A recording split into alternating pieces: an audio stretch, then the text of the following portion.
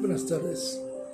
El día de hoy voy a tener el gusto de leerles la primera parte del capítulo Valentín Gómez Farías, del libro Cultores y Forjadores de México, un libro publicado en 1929 por Libromex Editores y reeditado en 1961. Vayamos a Valentín Gómez Farías. El doctor Valentín Gómez Farías es el precursor, el patriarca de la Reforma. La Reforma es el movimiento político y social que, precisamente al comenzar la lucha contra España en 1810, se diseñó aún indeciso para sacar a México de la medievalidad feudal, absoluta y teocrática, y convertirlo en Estado moderno de mecanismos democráticos. Al comenzar el segundo tercio del siglo XIX, este movimiento reformista se precisa en sus caracteres esenciales, pero solo al finalizar aquel lapso cuaja en la Constitución del 57 y leyes anexas. Tras larga atenuación de su pulso histórico, el movimiento se reaviva en la legislación de 1917, vivificado por nuevos conceptos de organización social que van a lo profundo de los problemas colectivos. Gómez Farías ocupa el lugar más saliente en la Revolución de 1833, porque fue una formidable revolución, hecha desde el gobierno, y en él encarna todo el vigor de convicción y energía actuante que necesitan los creadores de épocas. Amigos y enemigos han venido reconociendo desde aquellos días la honradez y firmeza de su carácter. La positiva evaluación de su labor podemos decir que solo actualmente comienza a perfilarse con claridad, a favor de una perspectiva que hacía falta para su grandeza. Nace en Guadalajara el 14 de febrero de 1781, décadas en que vinieron al mundo la mayor parte de los ilustres varones de la independencia. Hijo de Lugardo Gómez Vera y Josefa Farías, quienes poseen elementos bastantes para darle lucida educación. Él opta por la medicina, encontrando en ella objeto adecuado para su talento clarísimo y sed de saber. Según Francisco Sosa, en Mexicanos Distinguidos, concítase temprano, como el padre Hidalgo, las iracundas de académicos e inquisidores, por salirse del carril escolástico, demostrando haber leído libros nuevos, no autorizados como textos, que contenían progresos extraordinarios en el arte de curar. El alumno de la Universidad de Guadalajara se había ingeniado, aprendiendo a hurtadillas el francés, en que habían encontrado por fin expresión, después de 5 siglos de pugnar por ella, la Declaración de los Derechos del Hombre. A pesar de su previo escándalo, los académicos se rindieron a la evidencia de aptitud del aspirante, y aún lo tuvieron que admitir como colega en las cátedras de su universidad. De su época estudiantil, queda la leyenda de las argucias que puso en juego para aprender el idioma prohibido, que abría las puertas del enciclopedismo. Tuvo que esconderse y tapar hasta las rendijas, mientras realizaba el aprendizaje en que llegó a ser maestro. Este afán de autodidacta hace a Gómez Farías émulo de Antonio Nariño y de Andrés Bello, de todos los que en los últimos lustros de la colonia se prepararon con intuición admirable para los tiempos nuevos. Ya graduado, fue a ejercer la medicina en Aguascalientes. En pocos años logró allí éxito material que le permitió tener rica biblioteca, vajilla de plata y preeminencia tal que lo elegían para representante ante las cortes españolas, por los mismos tiempos en que Fernando VII destruía cortes y constituciones y restablecía el absolutismo teocrático de sus predecesores. Aquel nombramiento, que habría envanecido a otros, no lo esclaviza. Cuando ve arreciar la lucha por la independencia, próxima está a lograrse, compromete todo por ella, armando y organizando a sus expensas un batallón en cuyo sostenimiento gasta la fortuna obtenida en su ejercicio profesional. Vino a la Ciudad de México en 1822 como diputado al primer constituyente. Se entusiasmó con Iturbide y fue quien presentó al Congreso la propuesta de que se le coronara, según Rivera Gambas, en Gobernantes de México. 3 meses después, la mayoría había vuelto de su sueño imperial, entre ellos Gómez Farías, y el emperador tuvo que disolver la asamblea hostil a sus conatos de arbitrariedad. Al año siguiente participó en el nuevo constituyente instalado el 7 de noviembre, formando en primera fila en el Partido Federativo, que dirigía Ramos Arcipe, y secundaban muchos hombres notables. Fruto de este congreso fue la Constitución Federal del 4 de octubre de 1824, que acogió la Declaración de los Derechos Humanos y organizó una república a semejanza del federalismo norteamericano. En esta primera etapa de actividades, Gómez Farías, a quien seguramente rodeaba amplia simpatía popular, se ocupó en trabajos eleccionarios, y los cronistas hablan de su intervención decidida tanto en la elección del primer presidente, Guadalupe Victoria, como en los posteriores de Guerrero y Gómez Pedraza. El estado de Zacatecas, donde ocupó los cargos de secretario general y vicegobernador, era su principal punto de apoyo para mover fuerzas políticas.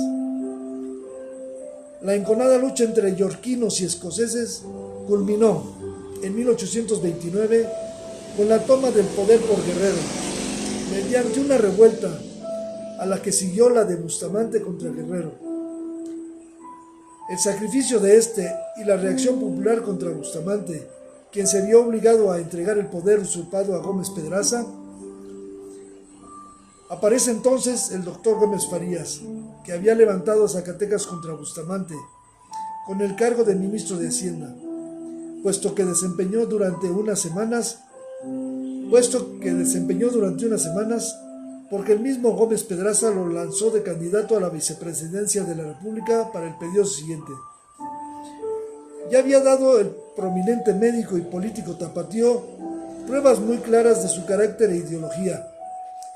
En 1831 servía de intermediario para entregar a la Biblioteca de Zacatecas una Biblia en hebreo que regalaba el canónigo doctor José María Luis Mora, a quien Gómez Farías confiaba, en amistosa correspondencia, sus penas por haber dejado en la capital 8 cajones de libros que le hacían falta para sus estudios. Ese mismo año incitaba al doctor Mora a ajustar por el premio de 2,000 pesos y medalla de oro instituido por la legislatura de Zacatecas a instancia suya para la mejor disertación sobre el arreglo de las rentas y bienes eclesiásticos. Le aseguraba que tenía sobresaliente aptitud para hacerlo. En efecto, el doctor Mora escribió entonces su discurso sobre la naturaleza y aplicación de las rentas eclesiásticas. Primer ataque a fondo contra el formidable predominio económico del clero. Llegamos entonces a los sucesos memorabilísimos en 1833, pero hace falta dar una ligera idea de la República de entonces. México se había independizado del despotismo de los Borbones, pero no de la teocracia indisoluble de aquel absolutismo. Por esto, la vida republicana era una trama de contradicciones crueles e insalvables. El clero, aunque huérfano de Fernando VII, era dueño de la economía del país, 200 millones en propiedades y unos 10 millones de renta anual, según los más modestos cálculos. 6 obispos y 130 canónigos recibían en 1809 2.250.000 pesos. La renta efectiva anual del clero, que algunos hacen ascender hasta 40 o 50 millones, era muy superior a la del gobierno mismo. La revolución contra Bustamante la aprovechó Santana, un militar a quien no interesaba los principios sino el mando.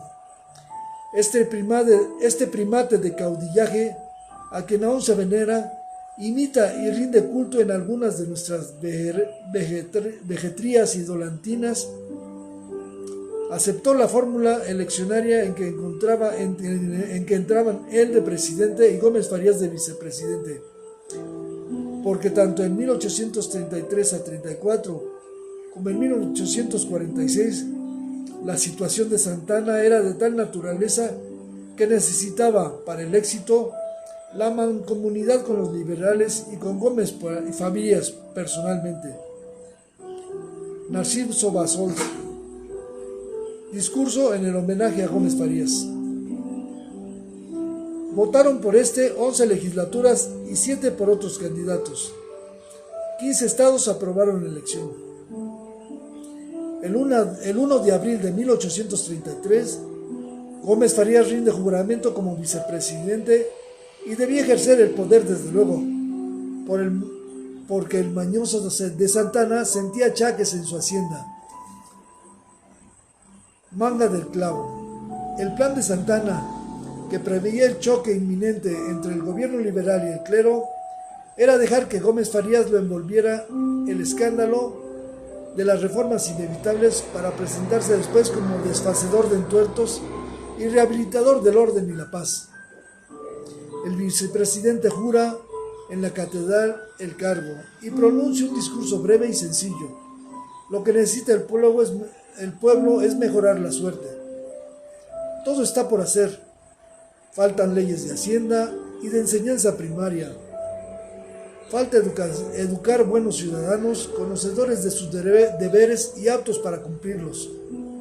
Falta justicia, códigos nuevos que resuelvan el enmarañamiento de las leyes coloniales. Colonización de los vastos desiertos para asegurar la integridad del país. Contéstale, entusiasmado de este programa, el presidente del Congreso, el insigne educador Juan Rodríguez Puebla. El conservatismo comprende muy bien este lenguaje y ve en él la peor amenaza. Hay intranquilidad y corren absurdas versiones. Un mes más tarde, el ministro de Guerra tiene que dirigirse al ejército, desmintiendo la noticia de que iba a ser suprimido lo que se había propagado para sublevarlo contra Gómez Farías. La ofensiva comienza. Gustaba afrontar empresas peligrosas. Su primera cualidad fue el deseo de ser siempre justiciero, de acuerdo a Rivera Cambas. Lo que los conservadores, dice Alamán en Historia de México, llamaron parodia de la Revolución Francesa, en que Santa Anna dejó al vicepresidente Gómez Farías la parte de Robespierre. Empezó a desarrollarse con una celeridad que daba la medida de la urgencia nacional y de la decisión con que procedió. El clero disponía de las soberbias rentas de sus bienes y también de diezmos, primacías, claverías y riquezas de todo género, de acuerdo a Vicente Riva Palacio y otros, en México a través de los siglos. La gran masa indígena, compuesta de peones y algunos arrendatarios, sin propiedad territorial, yacía en extremo fanatismo. Gómez Farías intentó una redistribución menos injusta.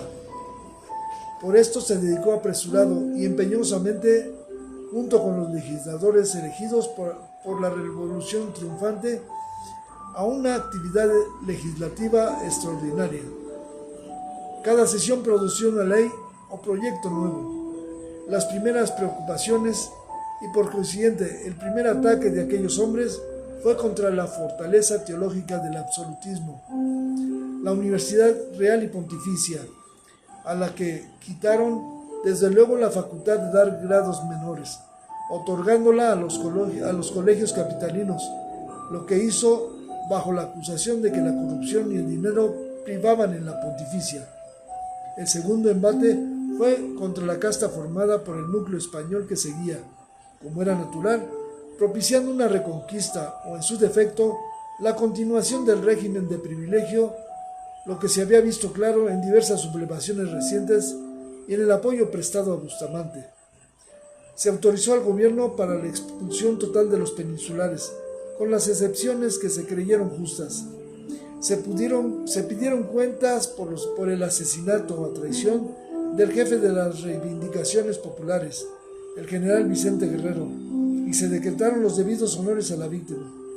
Al mes y medio del ejercicio del poder, Gómez Farías había marcado de tal manera su rumbo democrático y con tal ímpetu, haciendo crujir la apolillada base colonial, que Santana creyó oportuno detener su marcha y vino a la capital a encargarse del poder, cosa que hizo dirigiendo sus primeras zalemas al conservatismo, autoseñalándose como dulce, místico, providencial y paternal, aunque sin atreverse desde luego a quedarse con la presa. El 1 de julio salió de nuevo en pos de varios sublevados. Un capitán Escalada, que se subleva en Morelia al grito de religión y fueros, y otros, Durán y Hunda, que en las cercanías de la capital se sumaban al alboroto. En camino para combatirlos, sublévase Arista, con las tropas aclamando a Santana, supremo dictador, defensor de la religión y de los fueros amenazados por Gómez Farías y el Congreso. El caudillo hace la farsa de oponerse y cae preso, pero fracasó el golpe que dejó preparado en la misma capital, y entonces regresa a México como fugitivo. Los burlados rebeldes Arista y Durán descubren la tama. El padre Acosta pide en el Senado que se declare traidor a Santana, pero Gómez Farías permanece impasible, llevando adelante su obra, para la cual sabía que la oportunidad era única y que no había tiempo que perder.